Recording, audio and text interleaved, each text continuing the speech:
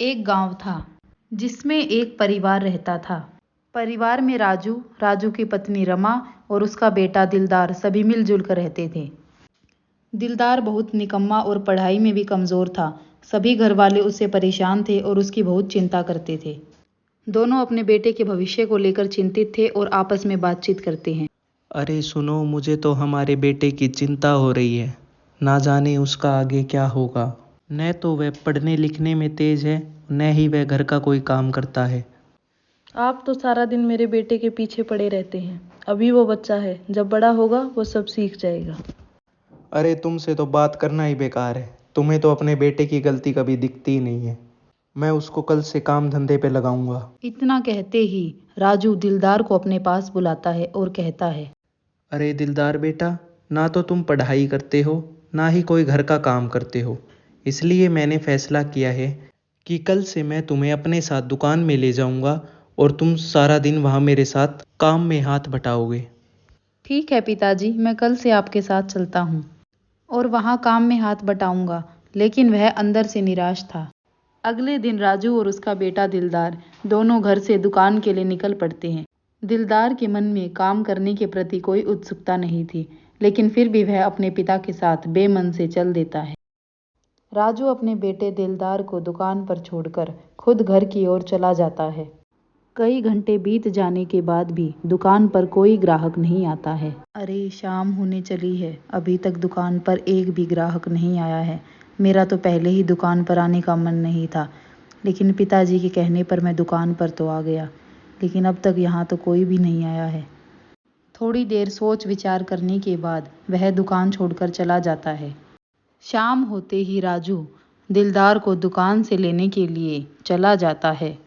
दुकान पर पहुंचते ही वह देखता है कि दिलदार तो दुकान पर है ही नहीं। अरे अब ये दिलदार कहाँ चला गया, दुकान को ऐसा ही छोड़ के। कितना लापरवाह हो गया है।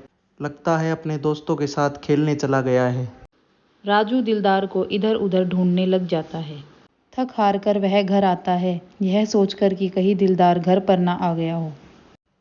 अरे आप अकेले आ गई, दिलदार आपके साथ नहीं आया? अरे ये बात तो मैं तुमसे पूछने वाला था कि दिलदार अभी तक आया या नहीं, क्योंकि वो दुकान पर तो था ही नहीं। मैंने सोचा कभी घर पर चला गया हो। आप हमेशा ही उसके पीछे पड़े रहते थे, अब देखा इस चीज़ का क्या नतीजा हुआ। अब जाइए और कहीं से भी उसको ढूंढ के लाओ। हाँ, कह तो तुम सही रही हो। मैंने उसके साथ बहुत गलत किया है। मैं उसे ढूंढने जा रहा हूँ।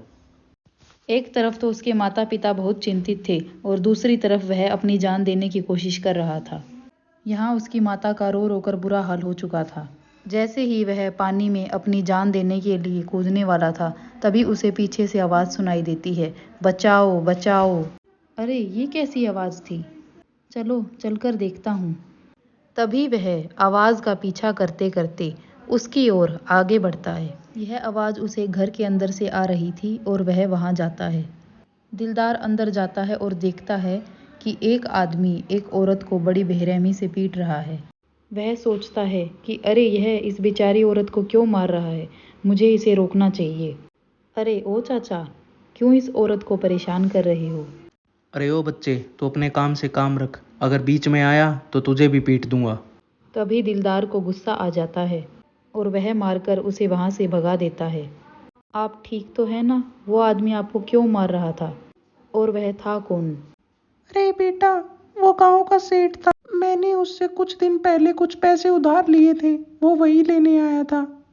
मैंने उसे समझाया था कि मुझे थोड़ा समय दे, लेकिन उसने बिना बात सुने ही मुझे मारना शुरू कर दिया। अच्छा तो मैं अब चलता हूँ। अरे बेटा, काफी रात हो चुकी है, अब तुम कहाँ जाओगे? एक काम करो, आज रात तुम यहीं सो जाओ, कल सुबह उठ के चले जाना। इस तरह वह वहीं सो जाता है। सुबह होते ही वह दुकान के लिए चल पड़ता है और उसे एहसास होता है कि वह कितना गलत था। इस बार वह दुकान में बहुत ही लगन और मेहनत से काम करता है। राजू भी दुकान की ओर जाने लगता है और वह दिलदार को दुकान पर देखकर चौंक जाता है।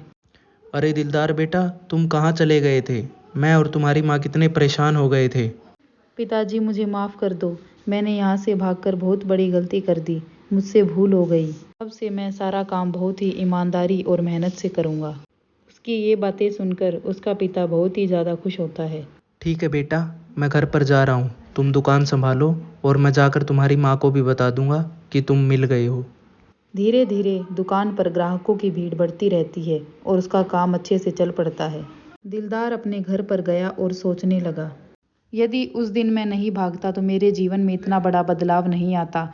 इससे दिलदार की जिंदगी खुशी से चलती रही।